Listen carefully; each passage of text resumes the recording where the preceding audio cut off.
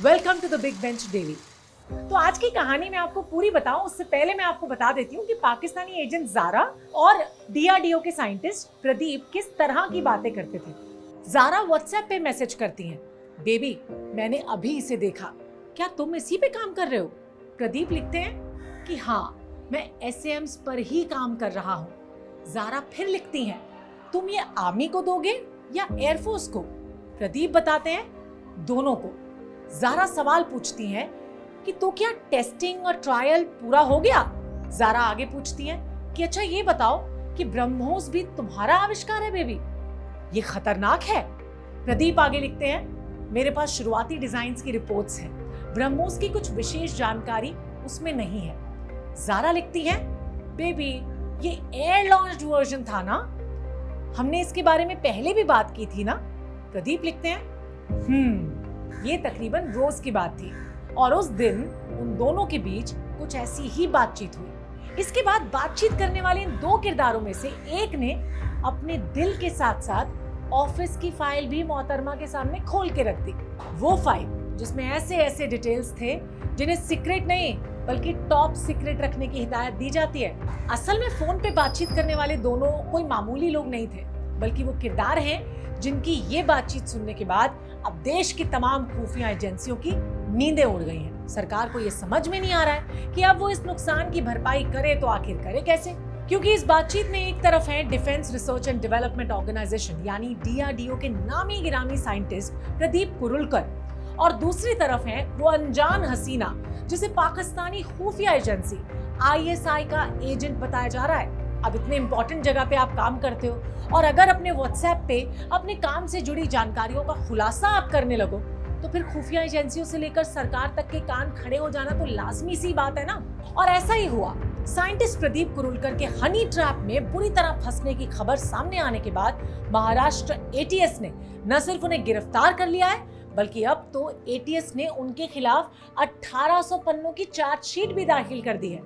लेकिन कुरुलकर के honey trap में फंसने की इस कहानी की पड़ताल करते हुए एटीएस को ऐसी इंफॉर्मेशन मिली है जो दिमाग घुमा देगी आपका, और हमारा भी घुमा दिया ऑलरेडी।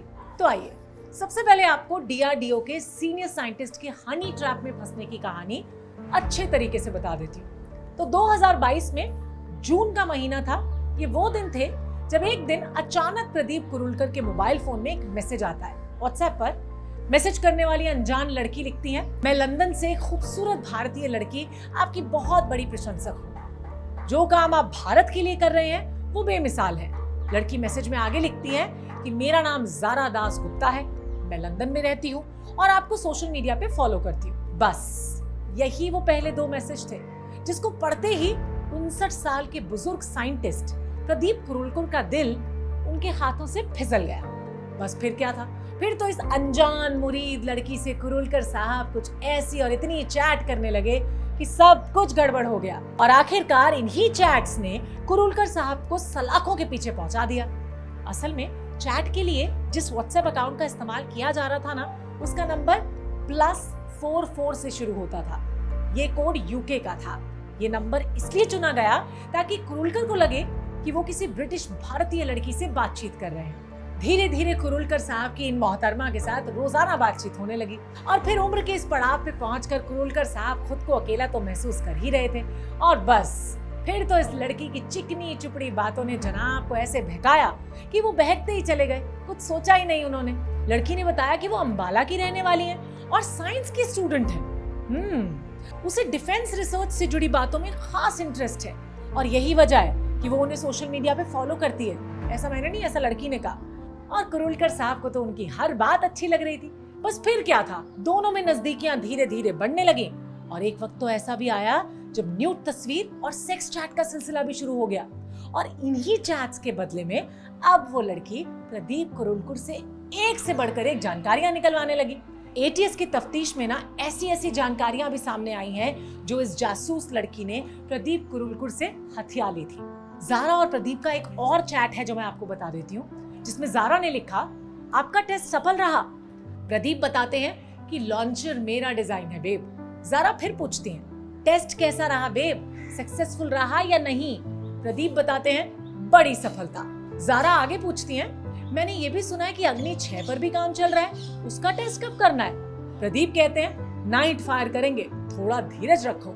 ये सारी वो बातें हैं जिससे दुश्मन मुल्क की एजेंट तो दूर, इतने इंपॉर्टेंट जगहों पे काम करने वाले इंसानों को ना अपने अफसरों के साथ, अपने दोस्तों के साथ और अपने घर वालों तक के साथ शेयर करने की बिल्कुल इजाजत नहीं होती। लेकिन यहाँ पे तो सारी सीमाएं ही टूट चुकी हैं। कुरुलकर अग्नि मिसाइल के बारे में एक से बढ़कर एक जानकारियां लुटाने में लगे हुए थे।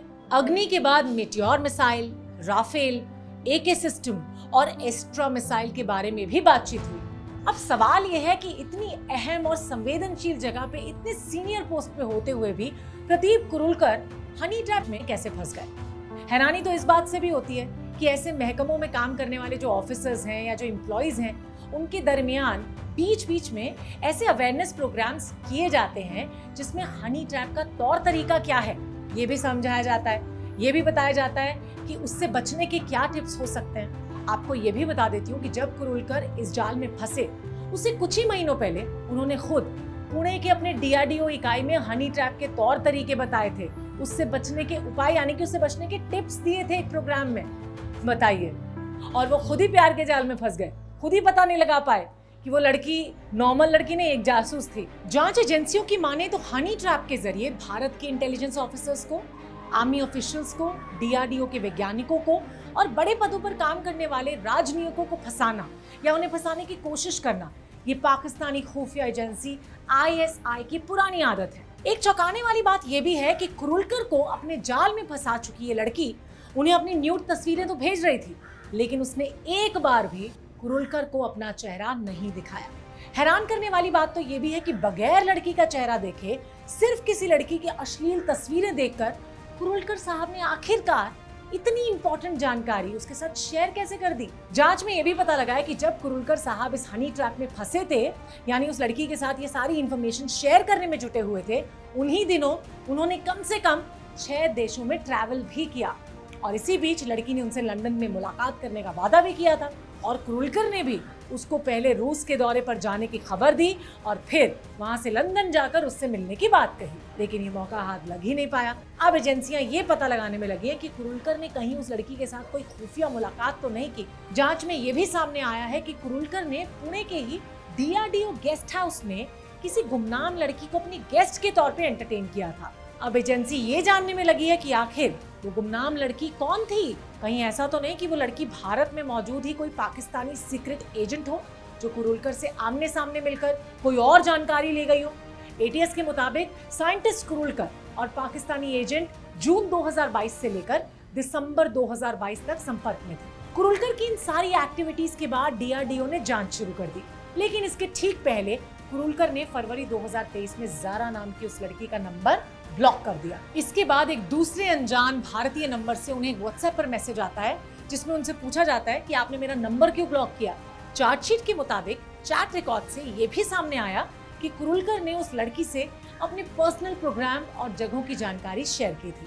अब द बिग बेंच पर बैठकर सोचने वाली बात यह है कि जो जानकारी कुरुलकर ने उस लड़की को दी है उससे भारत को कितना और क्या नुकसान हो सकता है। अगर आप भी इस पे कुछ कहना चाहते हैं तो हमें कमेंट सेक्शन में लिख के भेज सकते हैं और हमारे चैनल को सब्सक्राइब करने के लिए नीचे सब्सक्राइब बटन को प्रेस कर दीजिए और इस तरह की और इन्फॉर्मेटिव वीडियोस देखने के लिए देखते रहिए द बिग बेंच डेली।